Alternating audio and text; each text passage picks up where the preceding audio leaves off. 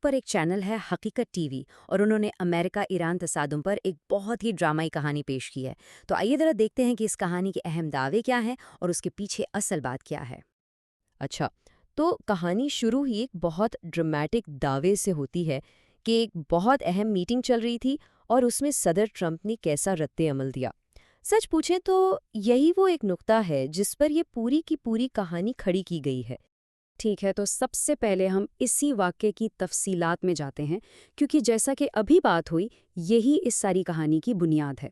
تو جو منظر بتایا جا رہا ہے وہ کچھ ایسا ہے کہ ایران کی کارروائی کے بعد صدر ٹرمپ مبینہ طور پر اپنے جرنیلوں پر بالکل ہی آپے سے باہر ہو گئے اور شدید غصے میں آ گئے۔ اس ذریعے کے مطابق ٹرمپ نے اپنے فوجی لیڈروں پر یہ خاص الزامات لگائے۔ ان الفاظ سے کیسی تذلیل اور ناکامی کا احساس ہوتا ہے۔ اور یہی وہ صورتحال ہے جو ہمیں اس کہانی کے سب سے بڑے سوال کی طرف لے آتی ہے کہ آخر صدر کو میٹنگ روم سے نکالنے کی نوبت کیوں آئی؟ اچھا، تو اس کی کئی ممکنہ وجوہات بتائی جاتی ہیں۔ ہو سکتا ہے شدید غصہ ہو، یا کوئی صحت کا مسئلہ جیسے نروس بریک ڈاؤن، یا شاید انہیں دباؤ سے بچانے کی کوشش کی جا رہی تھی۔ یہاں تک دعویٰ کیا گیا ہے کہ وہ اتنے ٹینشن میں تھے کہ رات 2 بجے تک سو ہی نہیں پائے۔ چلیں اب کہانی کا رخ ذرا بڑے نتائج کی طرف جاتا ہے۔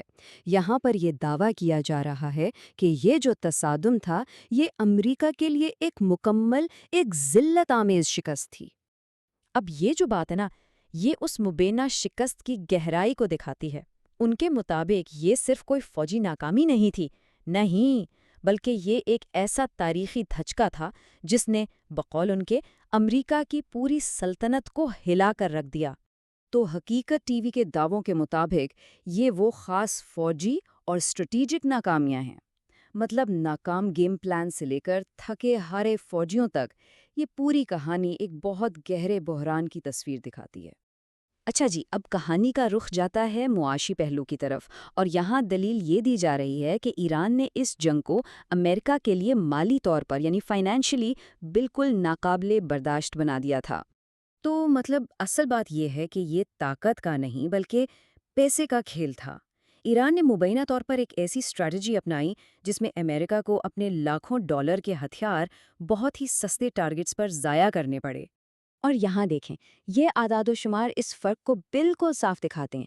ایک طرف ہیں چند ہزار ڈالر کے ڈرون اور دوسری طرف ہیں لاکھوں کروڑوں ڈالرز کے میزائل۔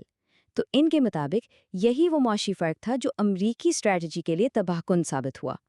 اب ذرا یہ دیکھتے ہیں کہ اس مبینہ امریکی شکست کے بعد ایران کا رویہ کیسا دکھایا جا رہا ہے، اور وہ رویہ بالکل باغیانہ اور کسی بھی قسم کا سمجھوتا نہ کرنے والا ہے۔ کہانی کے مطابق اتنا بڑا نقصان اٹھانے کے بعد امریکہ نے مبینہ طور پر ایران کو ایک ڈیل کی پیشکش کی اور ان سے کہا کہ وہ سرنڈر کر دیں، لیکن اس کے فوراً بعد ایران کی طرف سے یہ صاف اور دو ٹوک جواب آتا ہے، اور یہیں پر کہانی میں ایک بڑا کانٹراسٹ پیدا ہوتا ہے۔ ایک طرف ایک ہاری ہوئی سپر پاور ہے جو ڈیل چاہتی ہے، اور دوسری طرف ایک پراعتماد ملک ہے جو جھکنے سے صاف انکار کر رہا ہے۔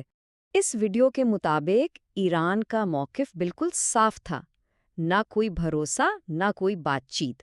وہ ایک اور حملے کے لیے تیار تھے اور کسی بھی طرح کی کمزوری دکھانے کے لیے بالکل تیار نہیں تھے۔ ٹھیک ہے، اب ہم بات کرتے ہیں ان سیاسی نتائج کی جو مبینہ طور پر امریکہ کے اندر امریکی انتظامیہ کو ان واقعات کی وجہ سے بھگتنے پڑے۔ اس ذریعے کے مطابق اس مبینہ ناکامی کا سیدھا اثر عوام کی رائے پر بھی پڑا۔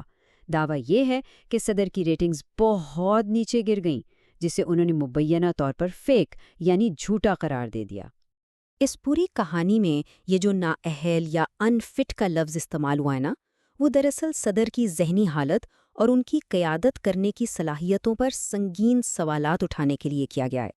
اور آخر میں یہ کہانی انتظامیہ کے لیے ایک بہت سنگین سیاسی مستقبل کی پیشگوئی کرتی ہے، جس میں مڈ ٹرم الیکشنز میں ممکنہ شکست اور یہاں تک کہ مواخذے یعنی امپیچمنٹ کا خطرہ بھی شامل ہے۔ تو آخر میں سوال یہی رہ جاتا ہے کہ کیا یہ واقعی ایک سپر پاور کی تذلیل کی کہانی ہے، یا پھر یہ ایک خاص مقصد کے لیے تیار کیا گیا ایک بہت طاقتور بیانیہ ہے؟ سوچنے کی بات تو یہ ہے کہ ہم تک جو معلومات پہنچتی ہیں، ہم اسے کیسے دیکھتے ہیں، اور یہ کہانیاں ہمیں کیوں سنائی جاتی ہیں۔